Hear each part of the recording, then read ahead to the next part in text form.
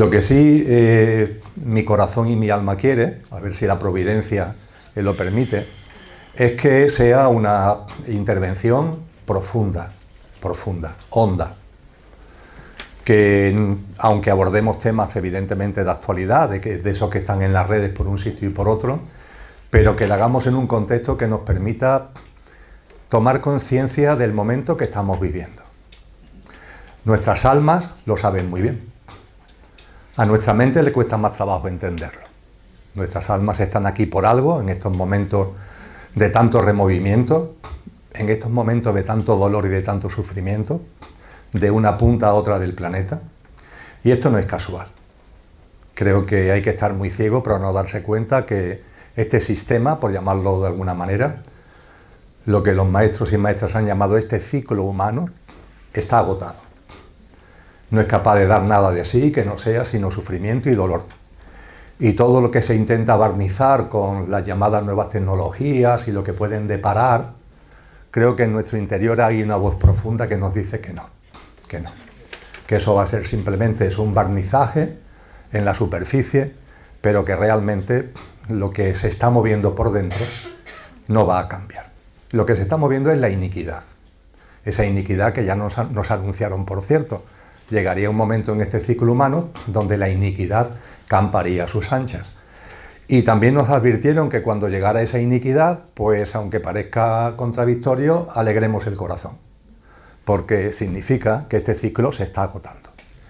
Y a partir de ahí nos han insistido mucho de que con la iniquidad, con este sistema, tenemos que convivir.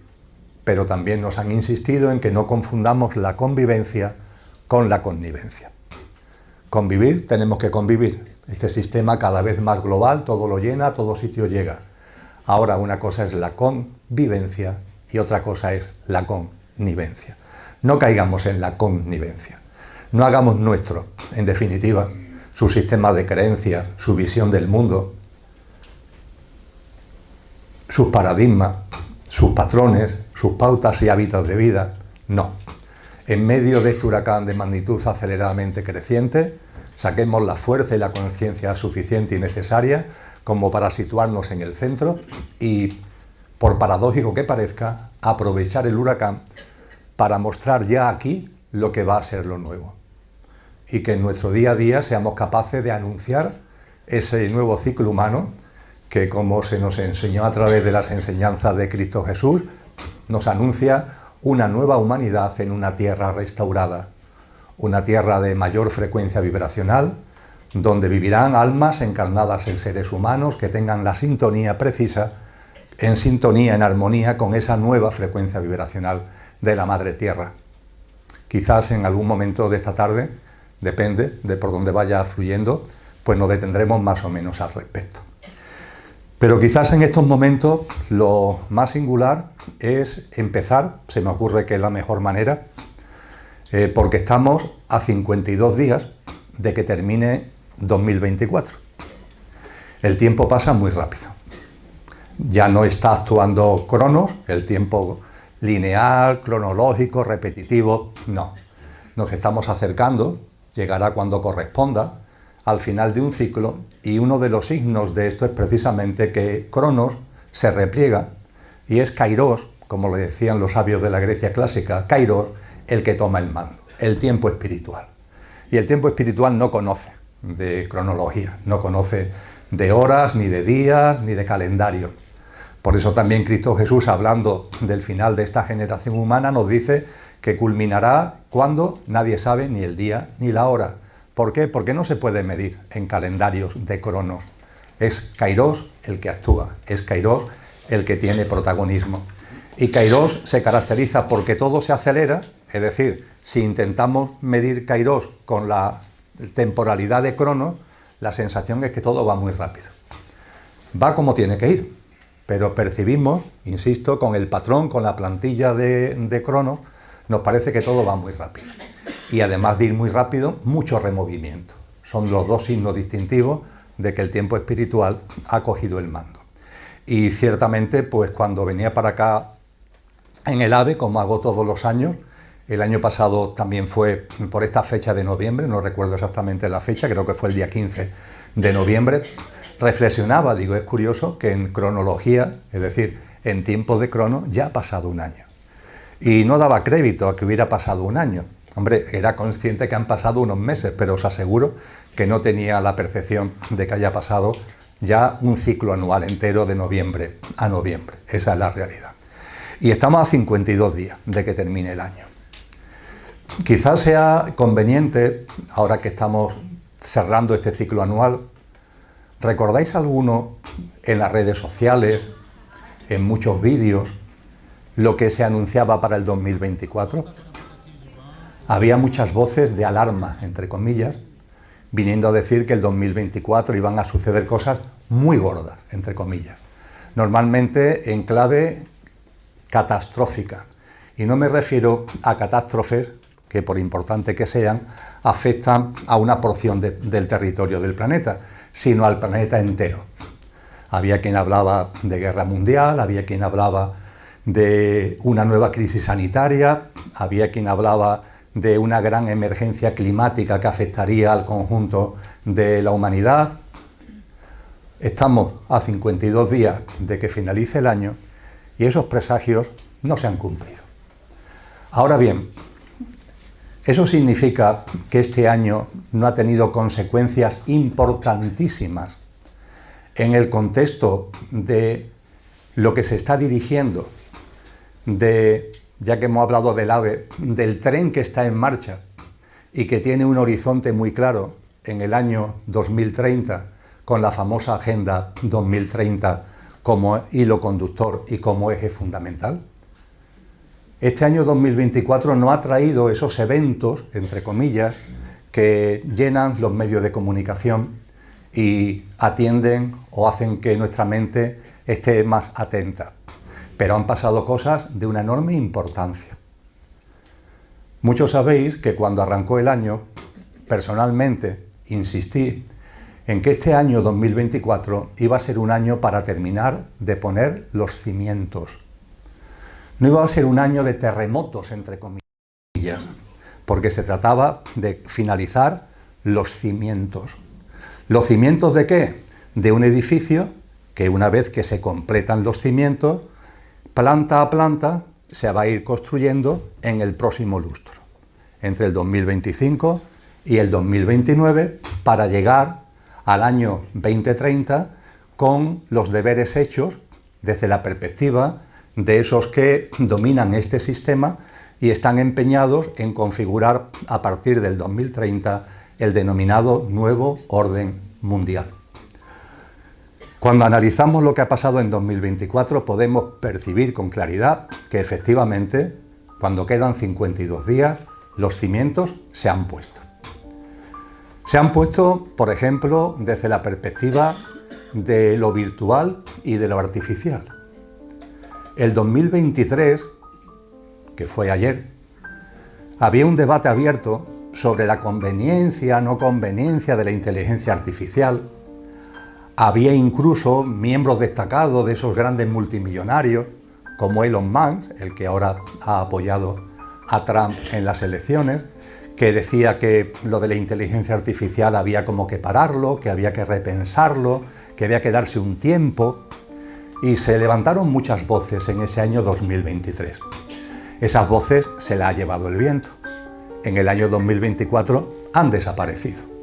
Y el año 2024 ha sido el año en el que se han puesto los cimientos de lo que, desde el punto de vista de lo virtual y de lo artificial, vamos a ver que se va a ir construyendo a lo largo de este lustro que comienza el próximo 1 de enero.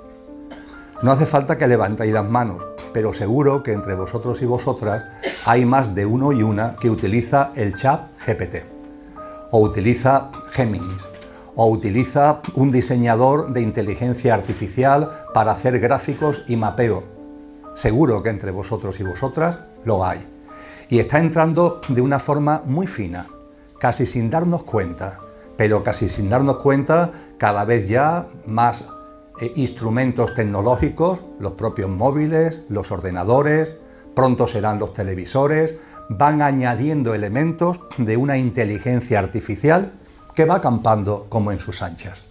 Se han acabado los debates, hay como una aceptación social de las ventajas que la IA tiene y prácticamente no hay un cuestionamiento de la misma. Se da por hecho de que va a traer información, va a traer no solamente entretenimiento, sino también posibilidades de acceder a datos que de otra forma sería imposible. Y nadie, o muy pocas personas nos cuestionamos lo que la IA supone, lo que la inteligencia artificial supone. Yo diría que vamos a terminar el año 2024 con un hecho importantísimo. La inteligencia artificial se ha hecho su sitio en la sociedad. Cada vez más empresas, cada vez más profesionales, cada vez más personas lo usan y esto ya va a ser increciendo. Igualmente ha ocurrido o está ocurriendo con el dinero digital, la digitalización del sistema financiero. Ahora hablaré un poco al respecto.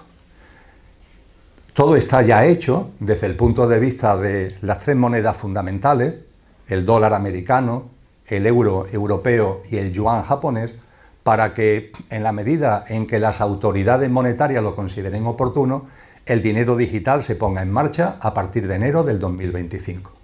Se han cerrado las pruebas, se han cerrado los preparativos, toda la operatoria financiera y tecnológica necesaria para que eso pueda hacerse. Eso ya se ha cubierto durante este año 2024 y a partir de ahí, como ya el terreno se ha preparado, lo que iremos viendo es que el dinero virtual va a ir adquiriendo a partir del año 2025 un protagonismo creciente. No es de extrañar, por ejemplo, que Trump, uno de sus proclamas electorales, haya sido convertir Estados Unidos en la capital del mundo del dinero digital y de las criptomonedas. También ahí se han puesto los cimientos para algo que vamos a ir viendo cada vez más. Esto no significa, amigos y amigas, que vaya a desaparecer el dinero físico. El dinero físico todavía va a tener un largo recorrido. Si atendemos a lo que se nos ha enseñado por parte de los sabios y sabias, solo ya cuando el nuevo orden mundial esté muy consolidado, en lo que la tradición cristiana llama el triunfo de la bestia, solo entonces se impondrá el dinero digital, con la famosa marca de la bestia que llevaremos en la mano o en la frente y sin la que nadie podrá comprar ni vender. Ahí sí, ahí ya desaparecerá por completo el dinero físico y solamente se podrá usar el dinero digital. Pero queda un trecho para eso porque, insisto, eso ocurrirá cuando el nuevo orden mundial, cuando el triunfo de la bestia sea una realidad y se haya consolidado. Y para eso queda unos años. Ahora bien, lo que sí vamos a ir viendo a lo largo del próximo lustro es que el dinero digital, que este año ya se ha articulado, ya no hay pruebas, que ya no se necesitan más pruebas, ya no necesitan más sistemas operativos, ya todo está hecho, entre comillas, pues irá ganando parcelas crecientes en nuestra cotidianidad. Y al igual que está ocurriendo con la inteligencia artificial, irá entrando casi sin darnos cuenta, de una forma como natural, entre comillas. Ese dinero digital también ha tenido un elemento muy importante, de eso también quiero hablar, aunque sea brevemente dentro de un momento, con el acuerdo de ese sistema de pagos virtual que han acordado los países denominados BRICS, es decir, las economías emergentes, por así decir, que cada vez están más organizadas, intentando geoestratégicamente hacer un bloque que se diferencie y les pueda discutir la hegemonía al ámbito occidental. Ya sabéis que los BRICS es el acrónimo de los 5 países que lo fundaron: Brasil, Rusia, India, China y Sudáfrica. Ciertamente, este año que han tenido una cumbre hace escasos días, a finales de octubre, se le han unido 5 países más. Y hay casi 20 más que están en lista de espera para sumarse a ese bloque. Y uno de los acuerdos, insisto, iré a ello dentro de un momento, uno de los acuerdos que se han adoptado en la última reunión, mantenida a finales de octubre, precisamente en Rusia, ha sido la puesta en marcha de un sistema de pago basado en la criptomoneda llamado BrickPay, que tiene también su fundamento en el dinero virtual. El por qué, os podéis preguntar, no se implanta ya ese dinero virtual, digital, si ya la operativa, los preparativos, todo lo que tiene que ver con los cimientos de la estructura ya están puestos. Pues porque dentro de la minoría que domina el sistema socioeconómico y a través de él el entramado político institucional, y el sistema, el complejo tecnológico y militar tienen que resolver un serio problema. Y es que el dinero digital pone en solfa uno de los grandes negocios de esa minoría. Todo lo que tiene que ver con el dinero negro. Y el dinero negro en la economía mundial es de una enorme importancia. Mueve un tanto por ciento muy significativo de la economía mundial. En negro se le llama economía sumergida, no lo está tanto. No lo está tanto porque tenemos datos, tenemos información a través de los denominados paraísos fiscales de todo lo que se está moviendo en el mundo de la droga, en el mundo del tráfico de armas, en el mundo de tráfico de personas y trata de blancas. Y claro, si de sopetón se establece el dinero digital, ¿qué se hace con todos esos flujos de dinero negro que están actualmente en marcha? Entonces tienen que llevar a cabo una transición que lo irán haciendo a su manera y a su ritmo a lo largo de los próximos años de aquí hasta el año 2029, en el lustro que comienza en el 2025 y hasta el año 2029. Lo iremos viendo, pero insisto, el dinero digital, los sabios y sabias nos han instruido de que solo de verdad se impondrá y desaparecerá por completo el dinero físico cuando el nuevo orden mundial esté perfectamente instaurado. Amén de todos los cimientos relativos a la inteligencia artificial y a la digitalización del sistema financiero, hemos asistido a, y es muy importante, la puesta de los cimientos del sistema de gobernanza global. El nuevo orden mundial necesita un sistema de gobernanza global. Es decir, para que el nuevo orden mundial exista se necesita un gobierno mundial. Podemos decir que ese gobierno mundial ya existe.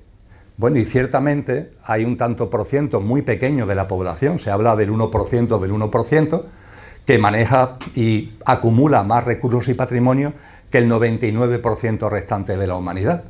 Y que a través de ese poderío económico, como decía antes, no solamente domina el sistema socioeconómico, sino gracias al sistema socioeconómico tiene bajo su control como si fueran marionetas a todo el sistema político, a todo el sistema político institucional y también controla y domina el complejo tecnológico y militar. Podríamos decir, por tanto, que ya están gobernando, sí, pero en la sombra.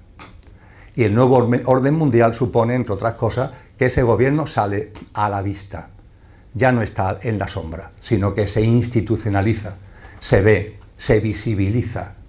Y para ello, este año se han tenido que poner los cimientos que con toda seguridad en su agenda quieren que culmine en el 2030. Fijaros que a finales de mayo se celebró la Asamblea Mundial de la Salud. La Organización Mundial de la Salud volvió a convocar su asamblea anual y esa asamblea anual, en lo fundamental, siendo muy breve y muy sintético en lo que voy a compartir, esa asamblea mundial modificó el Reglamento Sanitario Internacional con el objetivo de que la Organización Mundial de la Salud asuma el mando a escala planetaria ante situaciones de emergencia sanitaria. Ciertamente ha habido una serie de forcejeos, ahora iré a estos forcejeos, lo explicaré. Ha habido una serie de forcejeos donde la modificación del reglamento no fue como aparentemente se quería que fuera, es decir, no tuvo la intensidad en este sentido como parece ser que querían que fuera. Mi percepción es que ha sido exactamente como querían que fuera, es decir, han acelerado a 100, sabiendo que en estos momentos el 100 era imposible, para conseguir 60 o 70, que es lo que han conseguido. Y han dejado abierta una agenda, que entre otras cosas tiene una serie de plasmaciones el próximo mes de diciembre, para seguir avanzando en esto que acabo de compartir, seguir avanzando en el hecho de que haya una organización internacional, sistema de gobernanza global, que asuma el mando ante situaciones de emergencia pandémica. Y de la misma forma, en esa Asamblea Mundial de la Salud se ha aprobado, y esto sí, se ha aprobado, el denominado Tratado de Pandemias.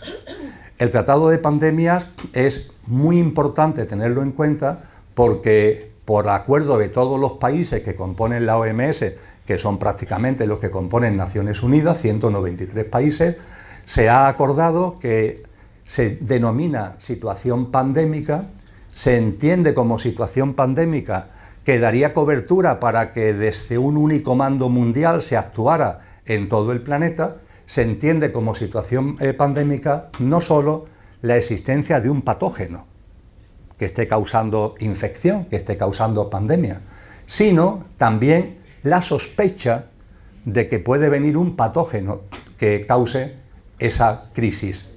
Pero no queda ahí la cosa. Es que como situación pandémica también en el cajón, en la definición de situación pandémica, se han metido las emergencias climáticas. Podemos discutir, podemos empezar a hablar, bueno, ¿y qué tiene que ver las emergencias climáticas con las situaciones pandémicas? Lo cierto es que el acuerdo que se ha alcanzado en la OMS, en la Asamblea Mundial, dentro de la situación pandémica, se meten también las emergencias climáticas que obviamente afecten no solamente a un país, sino que tengan una mayor escala en cuanto a su impacto. Bien por patógenos, bien por sospecha de patógenos, o bien por una situación de emergencia climática, la OMS puede declarar, bajo el Tratado de Pandemias, esta situación pandémica que le da cobertura para que pueda actuar como mando único a nivel mundial. Sistema de gobernanza global. Posteriormente, en septiembre, Naciones Unidas convocó la denominada Cumbre del Futuro. Y la Cumbre del Futuro se desarrolló entre el 21 y el 22 de septiembre. Y ahí se aprobó el Pacto para el Futuro. Permitirme, antes de entrar en el Pacto para el Futuro, una pequeña nota a pie de página. Los medios de comunicación hacen caso omiso a todo esto. Es decir, personalmente, obviamente la mayor parte de mi tiempo no lo dedico a eso, pero hay una porción de mi tiempo que, sobre todo cuando hay acontecimientos significativos, lo dedico a hacer un repaso de los medios de comunicación internacionales, fundamentalmente prensa escrita europea, prensa escrita norteamericana, y intento ver lo que con relación a algunos acontecimientos como la Asamblea Mundial de la Salud o la Cumbre del Futuro se dice. Sobre la Asamblea Mundial de la Salud se dijo muy poco. Sobre la Cumbre del Futuro casi nada. A la prensa española ni la menciono, porque curiosamente a la Asamblea Mundial de la Salud hubo un periódico que mandó una corresponsal, pero esa corresponsal lo que estaba todo el tiempo pendiente era de que España, la ministra de Sanidad, había llegado allí con, creo que una deportista, para que fuera el emblema de España en el contexto de la OMS, unas cosas que cuando la leía la verdad es que me quedaba estupefacto. Bueno, pero esto no es ni quedarse en la superficie, esto ya es quedarse en lo absolutamente evanescente, no tiene ningún tipo de sentido, ¿no? Y con relación a la Cumbre del Futuro prácticamente no se ha dicho nada. Eso sí, como todo está a la vista para quien quiera verlo, la página web de Naciones Unidas ha dado toda la información. Ejemplarmente. Lo dio antes, cuando se convocó el año pasado, la ha ido actualizando durante el año 2024, y una vez que la cumbre se celebra, han metido en la página web todos los documentos de lo que se ha aprobado, el Pacto para el Futuro, sus 64 páginas completas para que no se nos pierda ningún detalle de lo que se ha aprobado. También se nos informa que hubo 7 países que presentaron una enmienda al Pacto para el Futuro, encabezados por Rusia, pero que esa enmienda no salió para adelante y que, por tanto, finalmente, aunque hubo voces como la de Milei, el argentino, que, por así decir, mostraron su disconformidad, pero finalmente nadie votó en contra. La página web de Naciones Unidas insiste mucho sobre eso. El Pacto para el Futuro se ha aprobado sin el voto en contra de ninguno de los 193 países que asistieron a la cumbre. Y finalmente, el Pacto para el Futuro, con esas decenas de páginas que tenemos a nuestra disposición, ¿qué es lo que nos dice? Pues lo que nos dice es muy sencillo. Primero, que se acabó la multilateralidad. Es decir, que lo multilateral...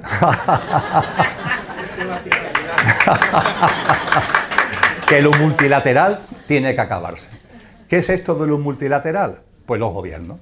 Yo tomo la decisión en mi país, tú en el tuyo, el otro en el suyo. Esto no puede ser así. Esto no puede ser así porque estamos, esa es la magnífica excusa, ante problemas globales que necesitan soluciones globales.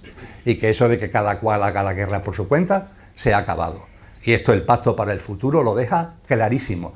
Y ha sido aprobado sin el voto en contra de ningún país, repito.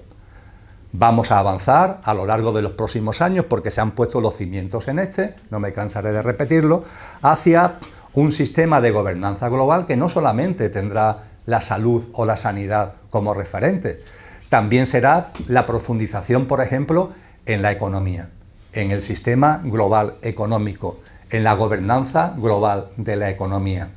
Ciertamente podemos decir, oye, es que la economía hace ya algún tiempo, vamos, desde la Segunda Guerra Mundial, existe lo que se llama el Fondo Monetario Internacional y existe lo que se llama el Banco Mundial.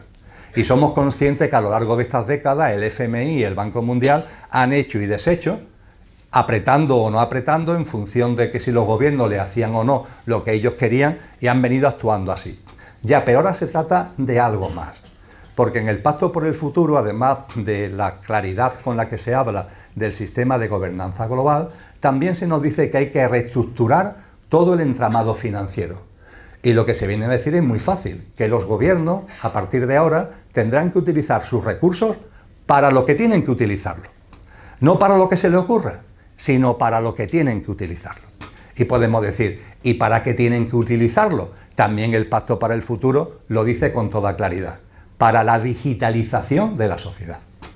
De hecho, el Pacto para el Futuro tiene incluso un anexo, el anexo 1, tiene dos anexos, el 1 y el 2, y el anexo 1, que es bastante extenso, se dedica al Pacto Digital Global, que habla con claridad de la necesidad imperiosa de digitalizar y de digitalizar todo. Fijaros que a nivel mundial la Unión Europea ya ha comenzado este camino. Y el camino que ha comenzado, entre otros, la Unión Europea, se trata ahora de que se extienda a nivel global. Tener en cuenta que hasta no hace mucho tiempo Europa mantenía unos fondos de apoyo a los países inversamente a su nivel de PIB, a su nivel de riqueza, más ayuda a los que tengan menor poderío económico, que todos hemos conocido como los fondos FEDER, los fondos de desarrollo regional. Seguro que eso de los fondos FEDER no suena a todos, porque durante años ha sido el instrumento fundamental de actuación de la Unión Europea hacia los países, y España ha recibido muchos fondos FEDER. Los fondos FEDER, ¿a qué iban dirigidos? Fundamentalmente a infraestructuras y a equipamientos. Infraestructuras y equipamientos. Por ejemplo, carreteras, pongamos por caso. Por ejemplo, vías férreas, pongamos por caso. Infraestructura y equipamiento. Pues bien, ya con el nuevo marco comunitario que empezó hace no muchos años, los FEDER han desaparecido. Y ahora, ¿dónde se ha puesto de verdad todo el meollo de los recursos financieros de la Unión Europea? En la digitalización. Por ejemplo, España recibe una gran cantidad de dinero para digitalizar. ¿No tiene dinero para las carreteras? Casi están. Porque la Dirección General de Tráfico, esto también debería tomar buenas notas. Porque mucho meter miedo con los accidentes, mucho llamar, que no digo que no lo haga, a la responsabilidad en la conducción. Oye, pero es que las instancias públicas tienen también una responsabilidad muy importante, que las carreteras tengan un mínimo de dignidad y que no te encuentres cada vez más que incluso autovías fundamentales como ejes en el país estén cada vez más deterioradas. Y no hay recursos para hacerle frente, porque el Estado per se, no solamente le ocurre al Estado español, le ocurre a muchos, está endeudado hasta las cejas, y los recursos que le venían de fuera para poder hacer actuaciones extraordinarias ahora tienen una etiqueta que ya no son infraestructura y equipamiento, sino que es la etiqueta de la digitalización. Todo hay que digitalizarlo. Y hay que digitalizarlo porque el nuevo orden mundial va a tener como gran pilar precisamente una especie de sociedad virtual, artificial, donde lo virtual y lo artificial y el enganche de la gente a lo virtual y lo artificial tiene que ser fundamental.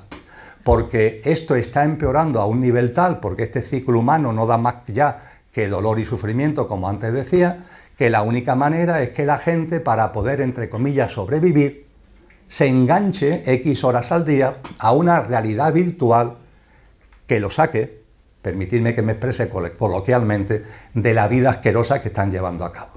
Una vida que no se puede llamar vida, es una especie de estado de zombie, y la única forma en ese estado de zombie de encontrar algún sucedáneo que nos aporte algo es enchufarte a lo digital, enchufarte a lo virtual, es decir, a una realidad que no existe, pero que tú te enchufas a ella. Esto recuerda enormemente, salvando las distancias, a Matrix. ¿Os acordáis que en Matrix la gente vivía metido como en una colmena, con la parte de atrás enchufada a un sistema virtual? Bueno, pues aquí no se trata de que nos metan en una colmena, no va a ser necesario. Nosotros mismos en nuestras casas nos vamos a enchufar a esa realidad virtual X horas al día para buscar de alguna forma un sucedáneo, algo que nos invite a no romper con la vida. Porque la vida que estaremos viviendo, insisto, será una vida que no merece tal nombre. Y la digitalización es fundamental, porque además la digitalización va enfriando el espíritu humano. Tener en cuenta, el riesgo no está en que las tecnologías nos coman. Las tecnologías, si se desarrollan, puede ser que se conviertan en autónomas y nos ataquen. No, ese no es el riesgo. El riesgo es que nosotros nos convirtamos en engranaje de las tecnologías por voluntad propia. Ese es el riesgo serio. El quid de la cuestión no está en que la tecnología nos coma, no, sino que nosotros, repito, en nuestros hábitos de vida, en nuestros patrones de vida, nos vayamos convirtiendo en engranaje más de las tecnologías, que es, por cierto, lo que hacemos ya cuando nos metemos en el ChatGPT, pongamos por caso. Y permitidme que me detenga con el ChatGPT, porque creo que es algo que mucha gente está ya utilizando. Cuando se le pregunta algo al ChatGPT, yo hoy viniendo en el AVE me he entretenido haciéndole algunas preguntas. Es verdad que es un sistema que te responde educadamente, rápidamente, y que te estructura muy bien la información. Ahora bien, le he hecho distintas pruebas, Lo venía también haciéndole pruebas antes, no solamente esta mañana. Cuando se prueba el ChatGPT, que es muy simple de ver. Primero, que recoge una información que la inteligencia artificial no ha creado. Está creado por otros. Ella lo que hace es un barrido de datos y te lo pone delante. Ella no crea nada. Esto además está levantando muchas ampollas de protección de datos, de derecho de propiedad intelectual, porque la IA barre. Y todo lo barre, lo clasifica, y te responde y te da lo que tú quieres saber o crees que te está respondiendo ese sistema. Esto es lo primero. Pero lo segundo y más grave es que cuando realiza el barrido no barre la totalidad de Internet. Sus algoritmos hacen que solamente barra de páginas web que están en sus algoritmos autorizadas. Y las páginas que no interesan, hay algoritmos para invisibilizarlas. Con lo cual, cuando vosotros recibís una información a través de la IA está reproduciendo el pensamiento único, porque lo que no tenga que ver con el pensamiento único desaparece, no se pone encima. A veces, para disimular, sucede, por ejemplo, con el tema del tratado de pandemia, pues deja caer un par de líneas, como diciendo que hay personas que opinan de otra manera. Hombre, se agradece.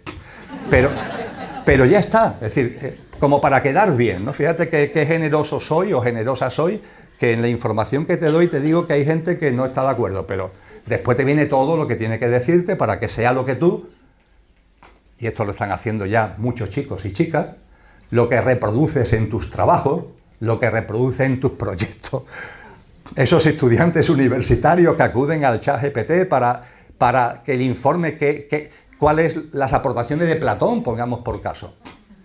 ¿Tú no te das cuenta que cuando te metes en el ChatGPT hablando de las aportaciones de Platón, te va a dar la información sobre Platón que los algoritmos de la GPT consideran oportuno? Os aseguro que el ChatGPT, bueno, lo personifico en el ChatGPT, la inteligencia artificial, cuando le preguntéis sobre enseñanzas, saberes de Platón, no va a decir nada de que en las últimas páginas de la República, que es el libro fundamental de Platón, porque recoge los diálogos con su maestro, con Sócrates, que además de ser algo inmenso, el diálogo entre Sócrates y Platón, vamos, dos almas sublimes, ¿no? Además de ser el diálogo entre ellos dos, tiene la circunstancia de que Sócrates no se conoce que escribiera nada, con lo cual esto es una joya, porque Platón nos acerca el pensamiento y las enseñanzas de Sócrates en el diálogo que en la República mantiene con él. Y por si esto fuera poco, en las últimas páginas se nos narra con detalle una experiencia cercana a la muerte, la de un soldado armenio llamado que muere en el campo de batalla. Cuando termina la batalla, los ejércitos se dan una tregua para recoger los cadáveres, recogen el cadáver de se lo entregan a su familia, y cuando están haciendo los ritos funerarios, vuelve a la vida. Y vuelve a la vida, y en el diálogo de Sócrates y Platón, ni más ni menos, se narra con detalle la ECM que tuvo esta persona. Una ECM además muy curiosa, porque no se quedó en el túnel de luz, sino que llegó incluso al plano de luz. Y no es un párrafo, son varias páginas. Para los que estéis más interesados, ahí tenéis La República. Además lo tenéis en internet y en la librería. Es un libro que se vende casi por nada, porque no interesa, parece ser, absolutamente a nadie. Ni siquiera posiblemente a los estudiantes de filosofía, que cuando quieren saber qué es lo que dijo Platón, le dan a la IA para que le haga un resumen. Pero en ese resumen es obvio que se obvian determinadas cosas que en los algoritmos, ¿cómo voy a hacer referencia a una experiencia cercana a la muerte? ¿O cómo voy a dar detalles de cómo en las ciudades de la Atlántida, en los diálogos de Platón? Ese tipo de cosas se difuminan, desaparecen, se invisibiliza, con lo que la IA, sin darnos cuenta, nosotros mismos nos va convirtiendo en un engranaje, porque reproducimos, somos como reproductores. Le damos al botón y queremos que mandamos nosotros, pero no, quien manda es ella, y nosotros nos convertimos finalmente en unos terminales que divulgamos, que reproducimos lo que ella ha puesto a nuestra disposición, con unos algoritmos perfectamente definidos que fomentan cosas e invisibilizan otras. Esto es muy fuerte, pero es así. Y ojo, no estoy diciendo con esto que las tecnologías sean malas, por favor, ya está bien de dualismo. Ahora bien, tenemos que usarla con responsabilidad. Yo no digo que un estudiante, por ejemplo, para hacer un primer acercamiento a la obra de Platón, no le pregunte a la IA, porque te puede dar un esquema que te puede servir como base. Ahora bien, como base, ahora tú tienes que estudiar, tú tienes que leer, tú tienes que complementar. Es tuya la responsabilidad de no convertirte en una especie de loro, que repite lo que se ha dicho que es, sin cuestionarse si lo que estás tú reproduciendo es verdad o no. Por cierto, lo mismo que me pasa a mí, os pasa a vosotros con los mensajes que nos llegan a los móviles, que muchas veces los reproducimos sin tomarnos siquiera la más mínima molestia en ver si ese vídeo, en ver si ese mensaje tiene de verdad una coherencia, una sustancia y se acerca mínimamente a lo veraz. Lo reenviamos como si tal cosas, a veces para quedar bien con los amigos, a veces para que en determinado grupo de WhatsApp yo también tener presencia. Me llega algo que por el título o lo que sea me llama la atención y lo reenvío. Un acto de franca irresponsabilidad. Nos estamos convirtiendo en engranajes, y el engranaje final, por así decir, el más tontón de este contexto tecnológico. Pues bien, cuando hacemos referencia, quiero volver a por lo que he sacado todo esto, que es la importancia que para el nuevo orden mundial tiene la digitalización de la sociedad. Y el Pacto Digital Global, aprobado en el contexto del Pacto para el Futuro, es una clara muestra al respecto.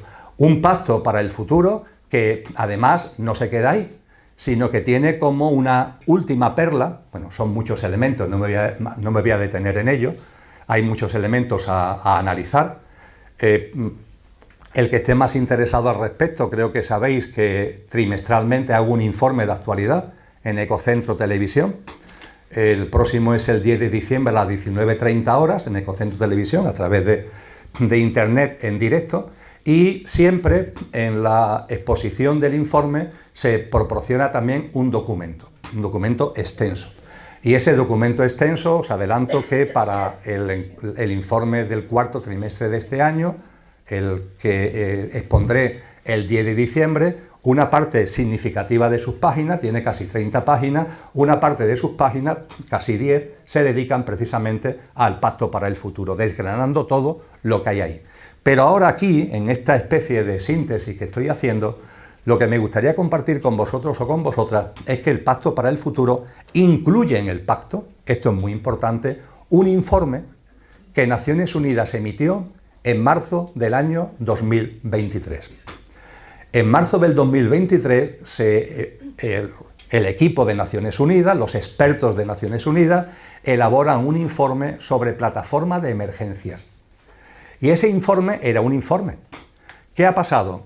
Que en septiembre del año 24 ese informe se ha incluido en el Pacto para el Futuro, con lo que ya no es un informe, sino que ya forma parte del acuerdo que se ha alcanzado a nivel mundial. Y ese acuerdo, porque ya no es solamente un informe, repito, es un acuerdo, ¿qué es lo que nos dice? Pues para los más curiosos no tiene desperdicio, porque empezaba diciendo que para el año 2024 había quien anunciaba que si nuevas crisis sanitarias, que si grandes emergencias climáticas, que si guerras mundiales. Pues bien, en el Pacto para el Futuro, al recoger ese informe, se hace un análisis detallado de lo que se denominan los shocks globales que puede vivir la humanidad. Por si vuestra imaginación no da suficiente de sí, ellos nos están diciendo los shocks globales que podemos vivir a lo largo de los próximos años.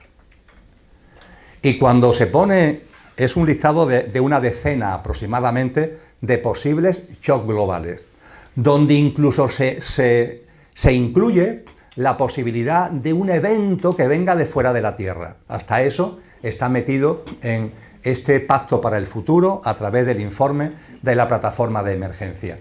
Y me parece que está muy claro cuando se lee que lo que nos están diciendo para que todo esté a la vista es que yo, que domino el mundo y que en el año 2024 he terminado de poner los cimientos y que a lo largo de los próximos años me voy a ir encargando de poner las plantas del edificio para que en el 2030 le pueda poner la bandera de obra finalizada, para que eso sea una realidad, yo dispongo de un cuadro de mando donde si el tren va bien encaminado, no voy a utilizar nada.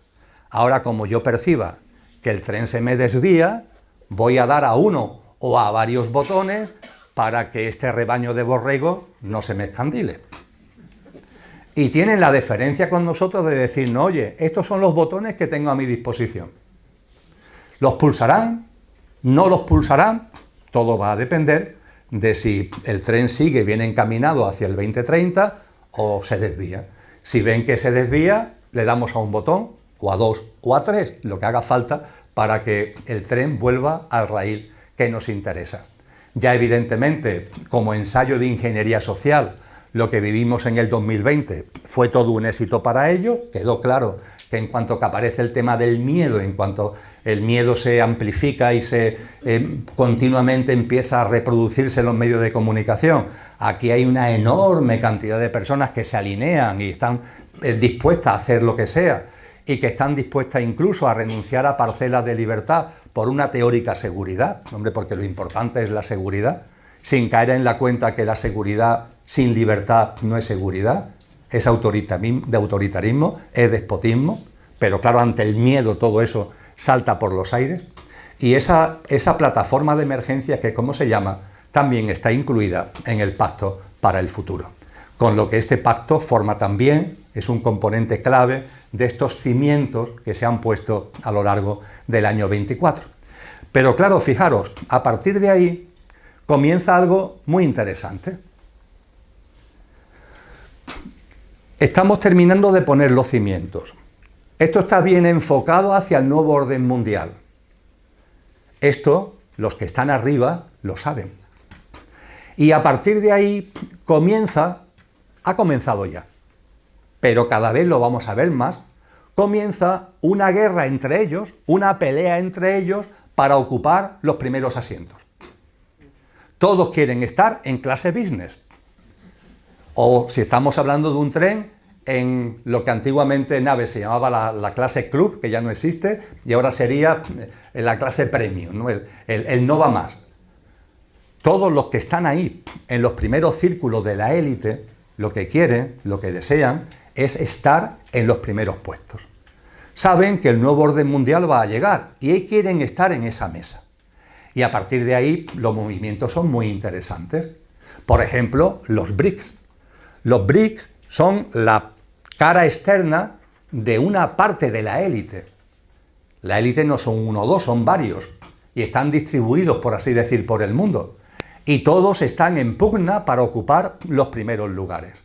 Y eso se ve, la única forma de percibirlo es a escala geoestratégica. Los movimientos que utilizando a los países, utilizando a los bloques, están llevando a cabo, pero para decir, aquí estoy yo, este es mi poderío, esta es mi fuerza, y esto es lo que yo tengo en mi mano para ganarme un puesto y para reclamar un puesto de primer nivel en ese nuevo orden mundial. El BRICS, como os decía, ha incorporado a 5 países más, ya no son 5, son 10, bueno, el 10º, Arabia Saudita, ya está admitido, falta que firme la inclusión, y hay otros 20 que han pedido la entrada, entre ellos, curiosamente, digo curiosamente por su alineamiento con Europa y con la OTAN, que es Turquía, que también ha pedido entrar en el bloque de los BRICS. Hay una recomposición que lo que están pidiendo, lo que están buscando es hacerse notar. Decir, oye, que yo tengo poderío. A mí esto me recuerda un poquito en cuando yo, hace ya muchísimos años, afortunadamente hace ya muchísimos años, cuando estuve en política, dentro de los partidos políticos se celebran congresos. Y claro, todo el mundo quiere tener posiciones en las ejecutivas porque es la forma de garantizar después un puesto institucional. Si tú tienes una gran responsabilidad en una ejecutiva, de un tipo o de otra, pues entonces puedes reclamar después ser diputado, o ser concejal, o ser consejero autonómico, pero para eso tienes que tener peso orgánico, que dicen los partidos políticos. Y a partir de ahí, para tener tu peso orgánico, tienes que demostrar, oye, a mí es que me sigue esta agrupación, y me sigue la otra agrupación, y me sigue gente, y yo tengo detrás mía tanta gente. Esta gente son como cromos que yo llevo en el bolsillo y que pongo sobre la mesa para poner en evidencia el poderío que tengo y que yo, por tanto, me merezco un sitio de primer nivel. Bueno, pues salvando la distancia a una escala mucho mayor, aquí está pasando lo mismo. Los BRICS, la élite que está detrás de los BRICS, que yo diría que, sobre todo en el caso de China, es la élite como más fría, la que más está avanzando con más rapidez en todo lo que tiene que ver con lo virtual y con lo artificial, y con el control ciudadano a través de lo virtual y de lo artificial, pues esa élite que está además englobando a otros países, entre comillas, como bloque, están ahí, detrás del BRICS. Y el golpe en la mesa que han dado es muy importante. Como decía antes, en la reunión de finales de octubre se ha acordado un sistema de pago virtual en el contexto de los países que pertenecen al BRICS. Los 10 que ya pertenecen y los que se vayan sumando, con el objetivo de quitarle poderío tanto al dólar, fundamentalmente al dólar, como también al euro. Es un sistema de pago virtual basado en criptomoneda, puramente digital, puramente virtual, y hay que entenderlo primero como un avance en el dinero digital, otro más, pero también hay que entenderlo como un reposicionamiento, como un decir, aquí estoy yo, para hacerse valer en orden a coger buenos sillones en esa mesa que se está redefiniendo ahora, cuando ya el nuevo orden mundial se han puesto los cimientos y lo que queda es construir las distintas plantas a lo largo de los próximos años de aquí al 2030. Y finalmente, hay muchas más cosas, pero en fin, resumidamente, las elecciones norteamericanas. Las elecciones norteamericanas, ciertamente, desde el punto de vista del juego de la élite, podríamos considerarla inicialmente como una sorpresa. Es decir, lo que representa Harris, la que ha perdido, lo que representa Harris, parece que está mejor alineado con la corriente mayoritaria que está ahí poniendo los cimientos y va a construir el edificio del nuevo orden mundial. De ahí que fuéramos muchos, yo el primero, que pensaba que Harris tenía que ganar, que la élite no iba a consentir que en un país que tiene su importancia geoestratégica hubiera como un elemento de disfunción que pudiera alterar sus planes, pudiera alterar su programa, pudiera alterar su agenda de alguna manera. No ha pasado esto. Y no solamente no ha pasado esto, sino que la victoria de Trump ha sido suficiente. Holgadilla. Vamos, no ha sido súper holgada, pero ha sido holgadilla. El que más y el que menos esperaba que estuvieran durante días o semanas debatiendo por los votos de un estado u otro. No. Ha pasado en anteriores elecciones. Ahora no ha pasado. Ha sido todo como muy rápido, como muy fluido. Desde el punto de vista del análisis que aquí estamos haciendo, hay que reflexionar, evidentemente. Y la reflexión que comparto con vosotros es que en los que de verdad están en el círculo 1 de la élite, se ha lanzado un mensaje muy claro de que las puertas del vagón de primera clase está abierta a todos entre ellos me refiero, a ti y a mí no, está abierta a todos ellos, y que lo que hayan hecho hasta ahora da igual, que lo importante es que ahora que se han terminado de poner los cimientos estén alineados. Con lo que yo lo que me atrevo a decir es que lo que significa Trump en la escena, no tanto estadounidense como internacional, que es lo que de verdad importa, pues vamos a percibir, una vez que tome posesión, en enero del 2006, el 6 de enero del 2025, cuando tome posesión, lo que vamos a percibir es que hay un alineamiento con los principios fundamentales de esta agenda. No va a haber una salida de los pies del plato. Y que la única salida de los pies del plato que se permite es como han hecho los BRICS, para hacerse notar. Es decir, las puertas se han abierto. También esto es un mensaje para, permitirme que lo diga así, los que tienen un menor cociente intelectual, entre los que están ahí peleando por estar en el vagón. Y con esto hablo de Europa. Esto es un aviso muy importante a la élite que tiene a Europa como marioneta. Mirad, aquí lo que necesitamos son personas con capacidad de acción, inteligentes. Por favor, no lo estoy defendiendo, me estoy poniendo en su lugar, como lo podría hacer cualquiera de vosotros y de vosotras. Y aquí lo que no queremos son personas pusilánimes que se creen que porque han estado históricamente o llevan unos años detrás nuestra ya tienen ganado el puesto. No, aquí el puesto no lo tiene ganado nadie. Hemos terminado de poner los cimientos, los 5 años que vienen son fundamentales y aquí va a tener su sitio el que se lo gane. Y la élite que tiene a Trump y a Elon Musk como cabezas visibles ha dado un golpe en la mesa muy importante para decir, nosotros estamos dispuestos a entrar en esa dinámica y, eso sí, a ganarnos nuestro lugar. Podríamos decir que una élite que es egoica y egocéntrica al máximo, por mor de su agenda y de su programa, ha tenido una cierta dosis de generosidad de decir, oye, la puerta se abre a todos entre vosotros, y que gane su sitio el que realmente se lo merezca, generando así una especie de competencia interna que se entiende que va a ser positiva para que esa agenda se lleve a cabo de la mejor manera posible y conforme al programa previsto. Con lo que el año 2024 creo que está saldado. Podría hablar de más cosas, pero es que quiero hablar de otras cosas, me viene el compartir otras cosas. Creo que ya el mensaje de lo que es el 2024, lo que pueden ser los próximos años, está ya más que dado, con lo que llevo dicho. Podríamos hablar de la Iglesia romana, que también está como poniendo los cimientos para lo que viene. Esto tan curioso del sínodo sinodial, la verdad. Me he entretenido también en leer textos, en ver vídeos sobre el sínodo sinodial.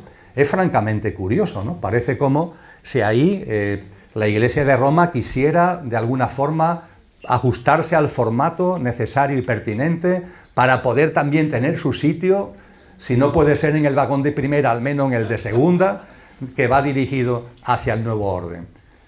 Os invito, no voy a entrar en ello en detalle, pero os invito a que le deis un repasito a lo que ha sido este proceso que se abrió en el año 2021, y ha terminado en octubre del año 2024. Y todo esto, amigos y amigas, va dirigido a que el tren llegue como tiene que llegar, el edificio esté bien construido en el año 2030. Y si se ve que el ritmo no es el adecuado, que el tren se desvía, ahí está el cuadro de mando que han tenido la gentileza de poner delante nuestra para que lo podamos ver, de los botones que pueden tocar, en orden a que nos alineemos por el miedo, por la inseguridad, por la inestabilidad, en fin, por más de lo mismo. Los shocks globales, como ellos mismos lo han denominado, recogiendo, curiosamente, la frase que ya en el año 2007, Naomi Campbell, cuando hablaba de los shocks, hablaba ella de los efectos psicológicos de los shocks, la creación de shock para producir en la gente un golpetazo psicológico y mental que los alinee por el miedo y los alinee por la inseguridad. Y atendiendo a lo que se nos enseña desde el cristianismo, ese 2030, ese arranque, esa puesta de bandera, por así decir, sabemos que los edificios, creo que lo sabéis, si no yo lo digo, o era así antes, puede ser que ya no sea así, pero en las obras de construcción que yo he conocido, de pisos, cuando se van poniendo los pisos y al final, cuando ya se completa el edificio, arriba se pone la bandera. Una bandera que ya simboliza que la obra, hombre, después queda una serie de ajustes, temas de reforma interna, los azulejos, no sé qué, pero lo que es la estructura ya está hecha y se pone la bandera. El 2030, metafóricamente, debe suponer esto. Y los textos cristianos nos dicen que esa bandera será una declaración de paz y de seguridad.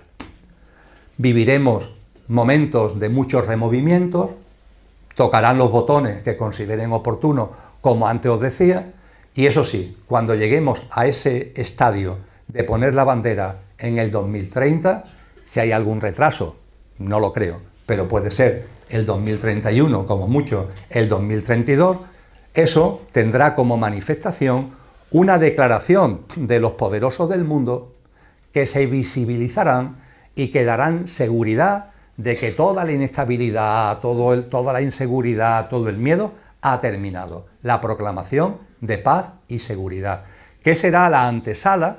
No sabemos qué tiempo habrá, pero es la antesala a la plena configuración del nuevo orden mundial que el cristianismo llama el triunfo de la bestia, en cuyo seno se producirá la marca de la bestia, la digitalización completa del sistema financiero.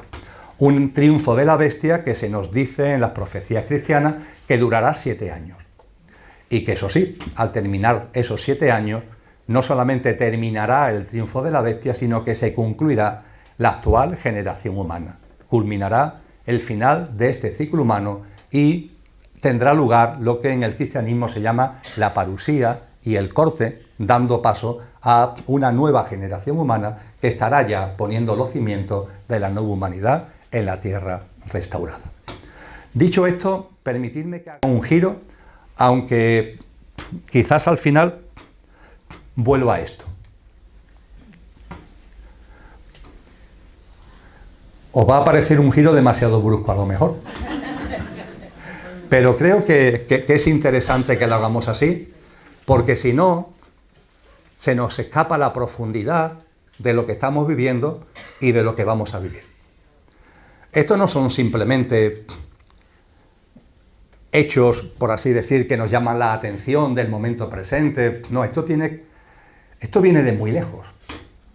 Esto tiene un recorrido muy largo que ahora está plasmándose en su última fase. Y es importante.